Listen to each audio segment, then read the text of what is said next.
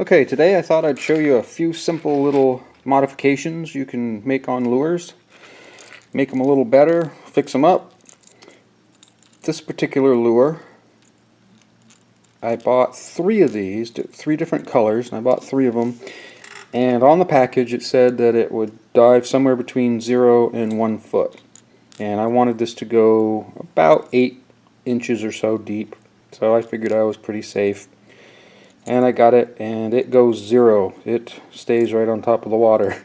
So the packaging is not incorrect. It does say 0 to 1 foot, but it makes a good wake bait. It will stay right on top of the water and wiggle, and it makes a great wake bait. But I don't want a wake bait. I wanted this to go down a little ways. So what I did was I added a couple of weights to it. And you can buy weights that will have adhesive on them. You could stick it on the top of the body here. You could stick it. This one's not a very long lure, but if it was longer, you might be able to stick it up here, make it go down farther. What I did was I actually shoot air rifles, and I have a 22 caliber one, and I took 2 22 caliber pellets, flattened them with a hammer, and epoxied them to the lip. It's not very pretty, but this now goes about 6-7 inches deep, which is fine, and I catch a lot of fish with these. All 3 of them work very, very well. Another thing that I did not like about these lures was it had a tiny split ring here, and it was very hard for me to get that split ring to come down and get the string through it to tie it on. So my other 2, and I will with this one soon, I'm just going to add a larger split ring to that end. And then it makes it much easier to tie on. The biggest problem I had with this lure was the hooks. The hooks are really good hooks. They're good and sharp. They seem to be very good and rugged. But about 40% of the time that I cast this, the hooks hang up on each other like that. And then you reel it in, and this thing's going round and round and round, and it scares all the fish away, and you've wasted a cast. And then it gets in the boat, and while you're bobbing up and down in a boat, you have to try to unhook this. It's a pain in the butt, and it happens a lot. So what I've done is there's different things you can do with different lures. Some of them you could maybe just change one hook to a shorter hook. If it had really big split rings, you might be able to just put a couple of smaller split rings on there. This has very small split rings. Also, I have another bait similar to this, but it's much smaller. I just removed one of the hooks, and I have no problems with hookups at all. It only needed one hook on it, so you could do that. What I found was these extra short shank hooks. They make short shank hooks, and they make extra short shank hooks.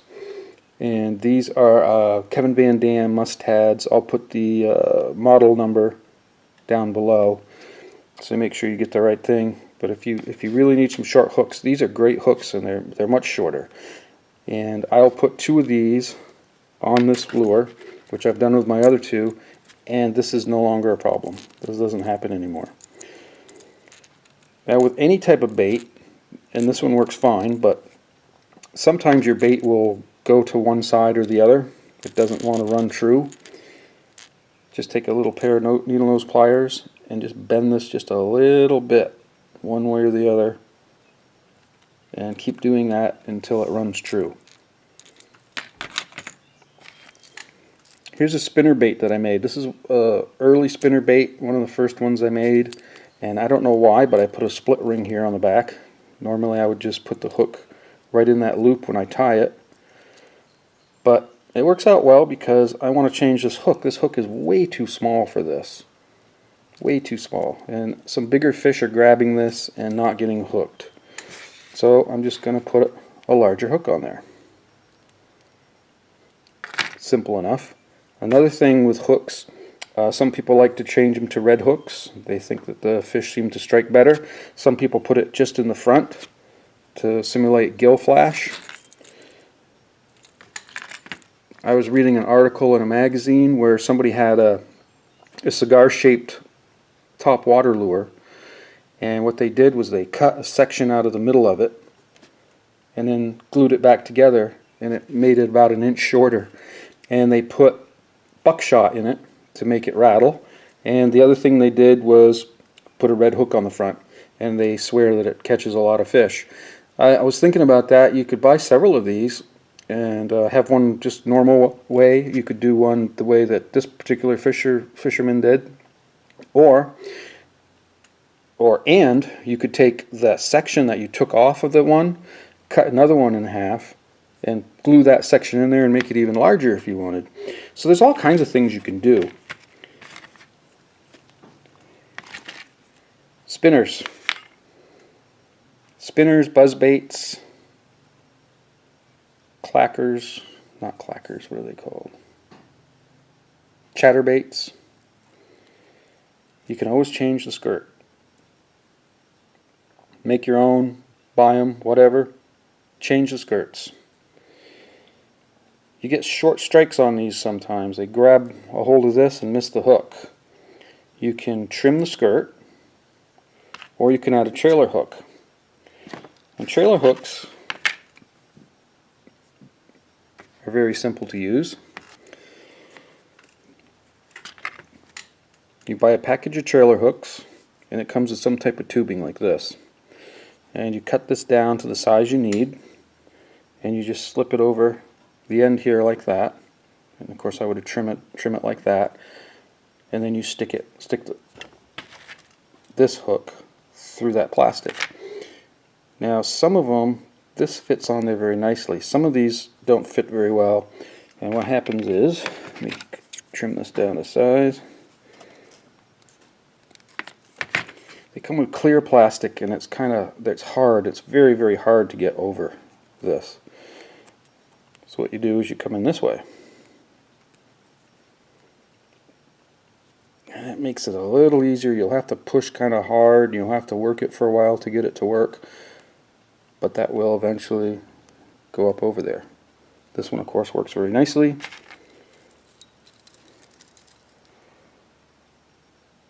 You just poke your hook through there.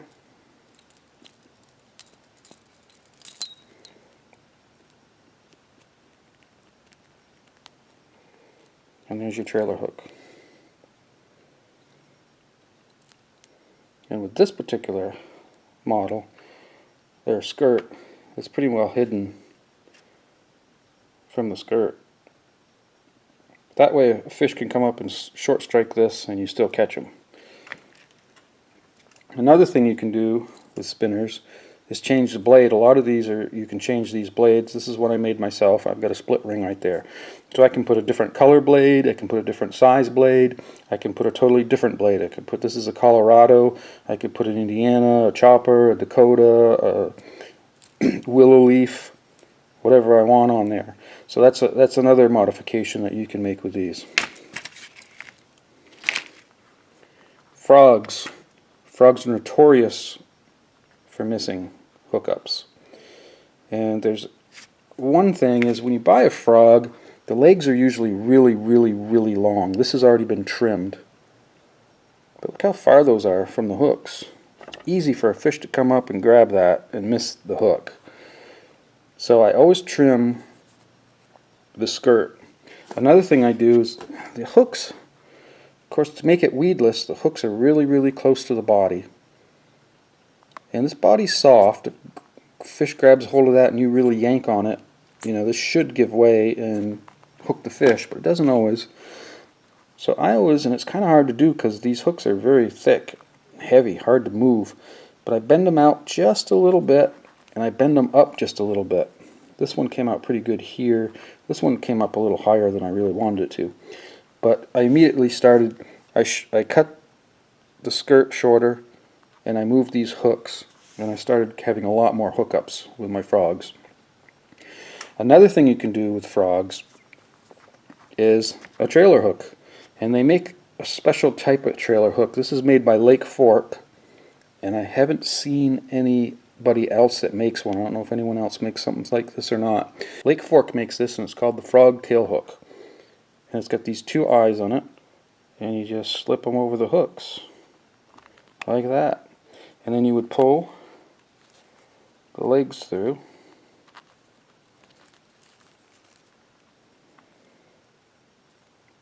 And you've got this trailer hook back here.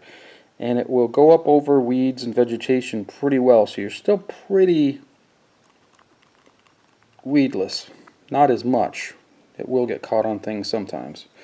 But now when a fish comes up and grabs just the legs, you've got him.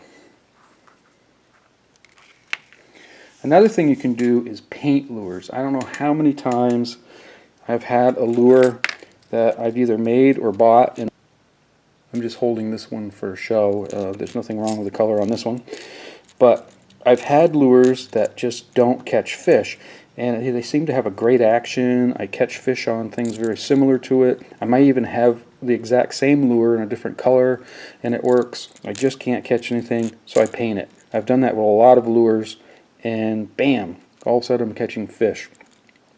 Where I fish, almost every pond and lake has golden shiners, so I use gold, black, and white a lot. Just like this guy here. He's gold. There's some gold and white and black in the skirt.